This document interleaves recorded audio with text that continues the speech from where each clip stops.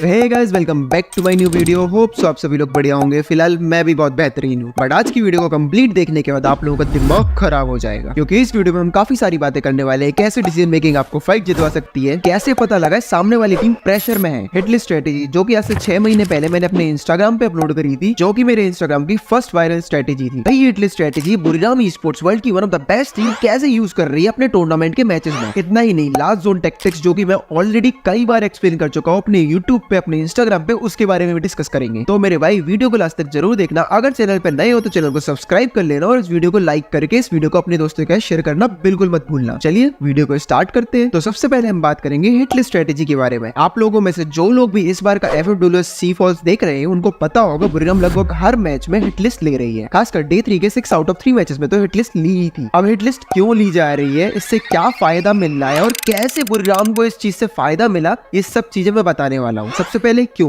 केवल बुरीराम केवल हिटलिस्ट लेके नहीं खेल रही, इंडोनेशिया की भी कई टीम्स और ब्राजील की कई टीम्स भी हिटलिस्ट लेके खेलती है। आंसर बहुत सिंपल है, इन्फॉर्मेशन गैदर करना। बट काफी लोग बोलेंगे ड्यूकर भाई अपनी भी तो इन्फॉर्मेशन जा रही है ना उनके पास। अच्छा, इन्फॉर्मेशन एक्सचेंज वर्क कैसे करता है पहले ये समझो। जब कोई टीम हिटलिस्ट लेती है तो उसको एनिमी टीम की उस प्लेयर की लोकेशन कंटिन्यूअसली स्पॉट होती है in the mini map, and जिस टीम के प्लेयर के ऊपर हिटलिस्ट लगती है उस बी टीम के चारों प्लेयर को एनिमी टीम के प्लेयर जिसने हिटलिस्ट ली है उनकी लोकेशन पता लगती रहेगी। बट यहाँ एक छोटा सा ट्विस्ट होता है, ए टीम जिसने हिटलिस्ट ली है उसका प्लेयर जो सबसे ज्यादा क्लोज होगा बी टीम के, उसकी लोकेशन ही केवल बी टीम को पता लगेगी। अब आप में से काफी सारे लोगों को ये सारी चीजें पता होंगी, बट मैं आपको ये क्यों एक्सप्लेन कर रहा हूँ ये क्लिप देख के आप समझ जाओगे। यहाँ देखो, बुरीराम की टीम ने हिटलिस्ट ली और वो जाके लग गई वैसाका ई-स्पोर्ट्स के प्लेयर्स पे। अब मार्वल की वुडेंस पे दो टीम होल्ड कर रही थी, बुरीराम ई-स्पोर्ट्स और CRM ई-स्पोर्ट्स। वैसाका ई-स्पोर्ट्स उनके जस्ट बगल वाले कंपाउंड पानी वाले घरों में होल्ड कर रही थी। अच्छा, हिटलिस्ट स्ट्रेटेजी कैसे हेल्प करी बुरीराम को, ये जानने से पहले ये जानो ये इंटरनेशनल मैचेस में ही क्यों सबसे ज्यादा यूज होती है। क्योंकि यहाँ पे प्रेशर होता है, किसी से भी डायरेक्टली जाके 4v4 फाइट नहीं ले सकते आपकी हिटलिस्ट लगने के बाद। यहाँ पे हिटलिस्ट केवल इन्फॉर्मेशन गैदर करने के लिए यूज करी जाती है, और हिटलिस्ट लगने के बाद ना ही ये पता चलता है किसने लगाई और किसके ऊपर लगी है, वहां भी नाम हिडन होते हैं। किल फीड ऑफ होने की वजह से किसी का भी नाम किसी को डिस्क्लोज नहीं होता है। दैट मींस अगर आप एक अच्छे टूर्नामेंट पे जहाँ पे किल फीड ऑफ होती है, ऑफिशियल रूम में खेल रहे होते हो, अगर आप वहाँ हिटलिस्ट लेते हो तो आपको किसके ऊपर हिटलिस्ट लगी ये पता नहीं चलेगा। तो यहाँ बुरीराम ने अगर हिटलिस्ट ली है तो केवल इन्फॉर्मेशन गैदर करने के लिए ली है कि उनके आसपास कोई टीम तो नहीं है, एंड उसी वजह से यहाँ बुरीराम की टीम अर्ली वाइप आउट होने से बच गई। बुरीराम का प्लेयर्स को मिनी मैप में शो हो रहा था कि पानी वाले घरों में उनकी हिटलिस्ट बैठी हुई है, एंड ऐसी कंडीशन में एक डाउट भी क्रिएट होता है कहीं वही टीम जिसके ऊपर हिटलिस्ट लगी है उसी के 3 प्लेयर्स आके आगे तो नहीं बैठे हुए और अपने हिटलिस्ट वाले प्लेयर को पीछे बैठा दिया हो। यही चीज क्लियर करने के लिए बुरीराम के प्लेयर हल्का सा क्लोज इन कर देते हैं CRM के ऊपर। जैसे ही क्लोज जाते हैं पता लगाने की कोशिश करते हैं कंपाउंड के अंदर आखिर कितने बंदे बैठे हुए हैं, और जब पता लगता है तो उन्हें एक बात क्लियर हो जाती है, सामने पानी वाले घर में 4 बंदे अलग बैठे हुए हैं जिनके ऊपर बुरीराम की हिटलिस्ट लगी थी। यहाँ पे बुरीराम ने कुछ ऐसा दिमाग लगाया जो आपने कभी सोचा भी नहीं होगा। उन्हें पता था जैसे ही वो यहाँ क्लोज इन करेंगे, सेकंड जोन ही चल रहा है, सामने पानी वाले घर वाली स्क्वाड आकर उनकी थर्ड पार्टी कर देगी। जो ही ना एक लॉन्ग से नॉक निकाल भी देता है, बट कोई भी प्लेयर ना ही बसाना ना ही क्रूज क्लोज इन करते हैं। जितना हो सके फायर करते हैं, ग्लू वॉल छोड़ने का साउंड देते हैं जिसपे सामने वाली जो पानी वाली घर की स्क्वाड है उसको लगे यहाँ पे क्लोज इन फाइट चल रही है। And guys you won't believe, यहाँ कुछ वैसा ही हुआ। वैसा का ई-स्पोर्ट्स के जैसे प्लेयर्स को पता चलता है सामने वाले कंपाउंड में क्लोज इन फाइट चल रही है, लॉन्च पैड लगा के फटाक से वुडन के ऊपर आ जाते हैं। यहाँ बसाना और क्रूज बैकआउट करने लगते हैं, क्योंकि बुरीराम वहां पे क्लोज इन फायर इसलिए दे रही थी जिसपे सामने वाली पानी वाली टीम उनके ऊपर क्लोज इन कर दे, उनको थर्ड पार्टी का एक मौका मिल जाए। बट वैसा का ई-स्पोर्ट्स के प्लेयर्स को जैसे ही पता चला जो टीम क्लोज इन कर रही थी वो टीम बैकआउट करने लगी है, तो उनके प्लेयर्स भी ग्लू वॉल्स लगा के बैकआउट करने लगे। यहाँ वैसा का ई-स्पोर्ट्स के लॉन्च पैड को वेस्ट करा दिया, साथ ही CRM की यूटिलिटीज को भी वेस्ट करा दिया। फिर वेट करने के बाद जैसे ही 4th से 5th जोन बनने वाला होता है, CRM के ऊपर रश करके बुरीराम उसको वाइप आउट कर देती है। यहाँ देखो बुरीराम ने कैसे हिटलिस्ट की इंफॉर्मेशन को यूज करा, वैसा का ई-स्पोर्ट्स को अट्रैक्ट करा फेक फायर से,